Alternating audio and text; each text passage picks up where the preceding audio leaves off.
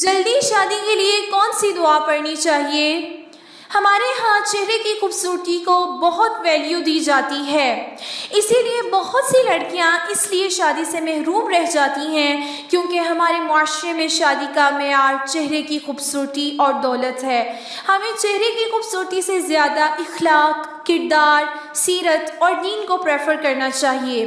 سوال یہ پیدا ہوتا ہے کہ رشتے کی تلاش میں طریقہ کار کیا اختیار کرنا چاہیے؟ کیا وہ جو ہمارے معاشرے میں عام طور پر ہوتا ہے کہ رشتے کی تلاش میں مختلف جگہوں پر لڑکیاں دیکھی جاتی ہیں اور پھر ان کی خامیاں، نقائص اور ناپسندیدہ چیزیں جگہ جگہ بیان کی جاتی ہیں؟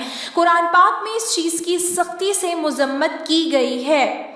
تو بات یہ ہے کہ رشتے کی تلاش میں انسان جو بھی اس کے لیے پاسبل آسان طریقہ ہو اس کے لیے کوشش کر سکتا ہے، دیکھ سکتا ہے، لیکن دیکھنے کے بعد اگر پسند نہ آئے تو اس کو مجلسوں میں بیٹھ کر کرٹیسائز کرنا یا چھوٹی چھوٹی باتوں پر ناک منہ چڑھانا یہ نہایت ناپسندیدہ چیز ہے۔ اگر کوئی رشتہ دیکھنے کے بعد آپ کو پسند نہیں آتا تو اس میں عیب نہ نکالیں، دوسروں کے سامنے اسے بیان نہ کریں، درگزر والا معاملہ کریں، کیونکہ اللہ تعالیٰ نے ہر انسان کو خوبصورت بنایا ہے۔ اگر آپ کسی انسان میں عیب نکال رہے ہیں تو ایکچولی آپ اس خالق کی تخلیق میں عیب نکال رہے ہیں۔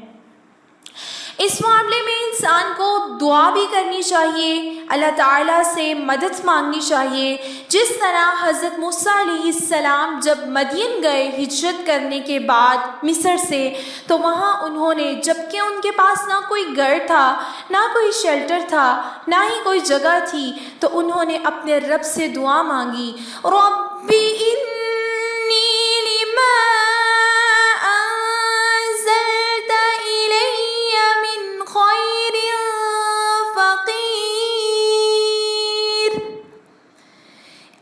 رب تو جو بھی بھلائی میری طرف نازل کرے میں اس کا محتاج ہوں۔ تو یہ دعا ہر وہ شخص پڑھ سکتا ہے جو رشتے کے لیے پریشان ہو، اور والدین بھی یہ دعا اپنی اولاد کے لیے پڑھ سکتے ہیں۔ اور پھر قرآن پاک کی تعلیم کی ہی روح سے ہم دیکھتے ہیں کہ یہ دعا پڑھنے کے بعد within 24 hours حضرت موسیٰ علیہ السلام کو اللہ تعالیٰ نے گھر بھی عطا کیا، کھانا بھی دیا اور بہترین نکاح کا بھی انتظام کیا۔ اور پھر یہ دعا کرنا بھی بہت زیادہ مفید ہے، ربنا هب لنا من ازواجنا وذرياتنا قرة اعين واجعلنا للمتقين اماما۔